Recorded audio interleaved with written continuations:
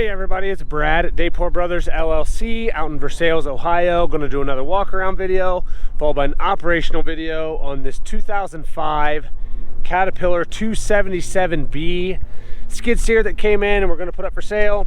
Like always, I'll walk around, I'll talk about the features and functions, I'll get up close to everything, I'll show you everything that I see, tell you everything that I know. Then of course we'll fire it up, we'll run it through its paces, let you hear the engine, show you the pins up front, show the hydraulics are strong, show you it turns strong to both directions. As always, if you are in the market for a used skid steer, a used piece of construction equipment, or a used piece of ag equipment, please subscribe to the channel. Please like the video. Your likes and subscriptions help other people who are looking for equipment find our videos and find our machines, and we truly do appreciate that. All right, like I said, this one's a 2005 277B cab, heat, air. Sorry if the audio is off a little bit. It's a little windy here this afternoon. Pilot controls. This one does have a hydraulic coupler. Self-leveling bucket. Of course, pre-emissions diesel engine.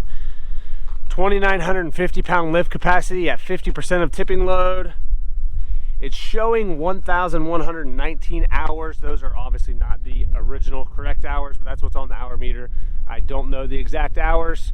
These don't have computers that we can plug into, so I know that those are probably not correct.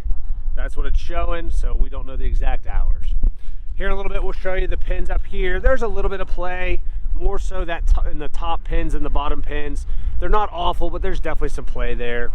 And as I get up close here, you'll see the yellow paint has a little fade to it. There's some cement splatter and just your typical chips and scratches in the paint here. But fairly straight here at the loader arms. No big major dents or dings there. Nothing that looks like it's been tweaked. Just like I said, chips here and there in the paint. There's a little cement splatter here and there. Same thing down here on this frame. Just some paint chips there.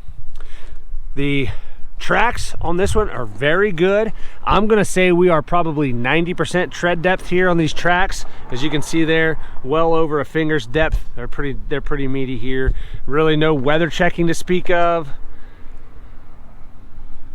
Definitely life left there on these tracks. Of course, this is the ASV style track system, so take a little longer to look at everything here. Squirrel cages are decent. There's some play here, but they're not wore down all the way to the bolt, as you can see there. Kind of hard to see in here and see all of the rollers, but some of them have. That one there you can see has some chips and little chunks out of it, but there's other ones that are pretty darn good.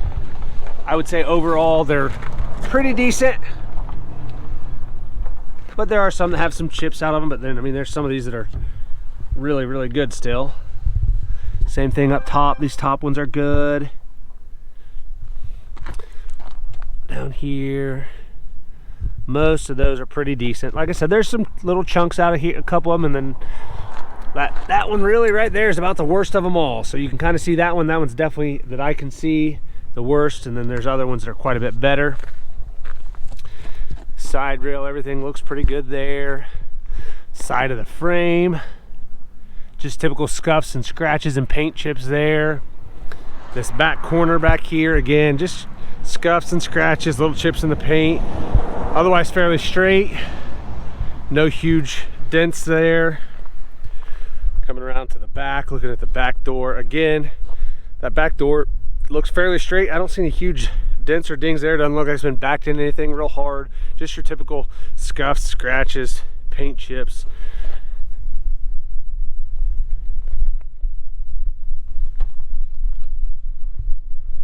Up top here, this top shield, you can see a lot of that black paint has kind of just flaked off and peeled off over time. It is a 20-year-old skid steer, but that mesh is fairly straight. Looking at this rear corner here, same thing, just typical paint chips, a little bit of surface rust kind of poking through that yellow paint there where it's faded. Obviously a 20-year-old machine, but again, nothing that looks like it's got any major damage as far as dents or dings like that. Looking at the tracks on this side, again, very deep tread bars here, lots of life left on this track. No weather checking to speak of.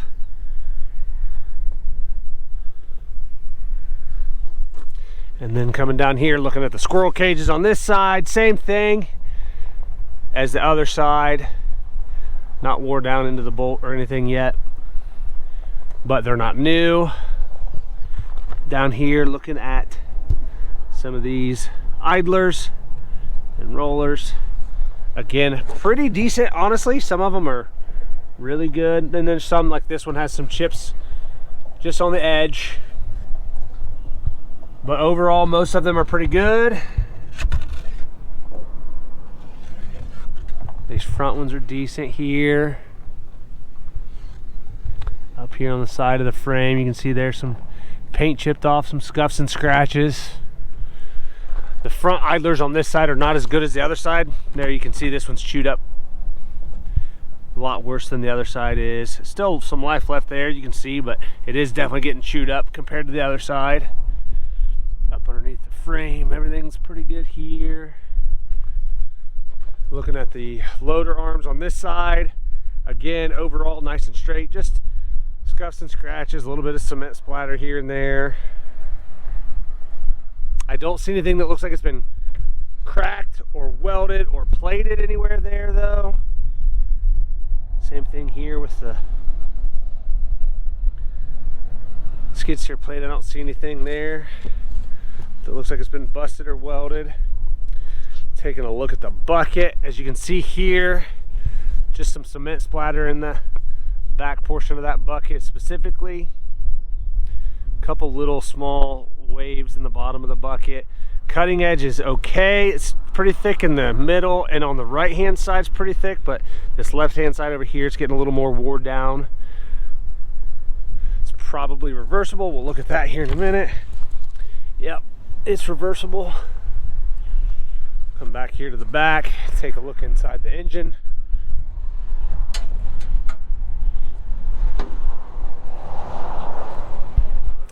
Okay, up top here you can see a little dusty in here, but nice and dry. I don't see any oil or diesel running down the side of the block here. I don't see any antifreeze running down anywhere. It's kind of hard to get in any closer here with this camera set up, but I don't know how well you guys can see in there. To the side of the block, just dusty, but it is dry. Same thing down here on this side.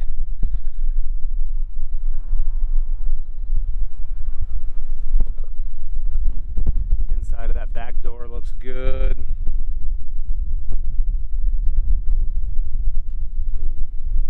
Take a look at the cab. Back side of the cab, everything looks good there.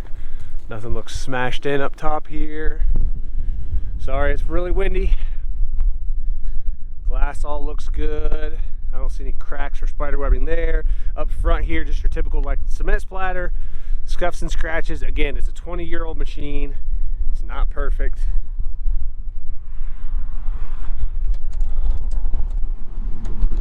Shock works good on the door. Steps are good. That one might be busted, tweaked out. Looks like it's been welded here. Probably got smashed and they pulled it back and then re-welded there. Those steps are good.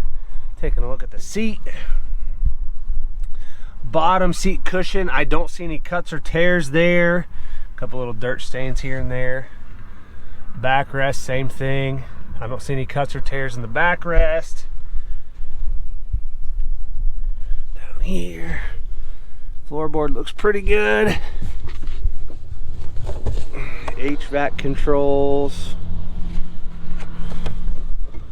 Shut this door, try to block some of that wind. Take a look here at our joysticks.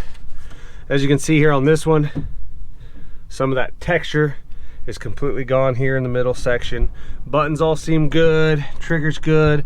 This protective rubber boot is broken, kind of torn in a few spots here. Up front, handle on the back. Coming to look at this other joystick. Toggle looks good. Trigger side looks good. That all the texture is pretty well good on this side. Nowhere that's really wore all the way through. Rubber boots a little better on this side as well. All this gray plastic's pretty good. Up here, just a little dust and stuff in here. There's your coupler, auto bucket leveling, glow plugs, park brake. Everything looks pretty good here. Headliner. Kind of hard to tell probably for you guys, but the headliner, they're supposed to be like a darker gray, and this one's kind of got some brown tinge to it. It's got some dirt stains here and there. Pretty well everywhere. Dusty and dirty. Got just a little bit of a brownish hue to it. It's supposed to be like a dark gray.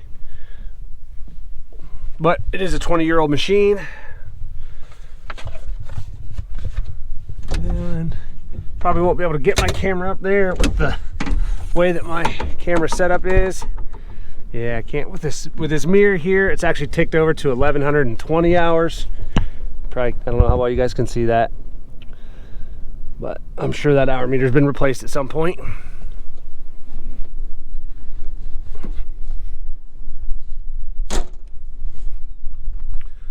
Looks like it does have the electric plug, but it's seen better days.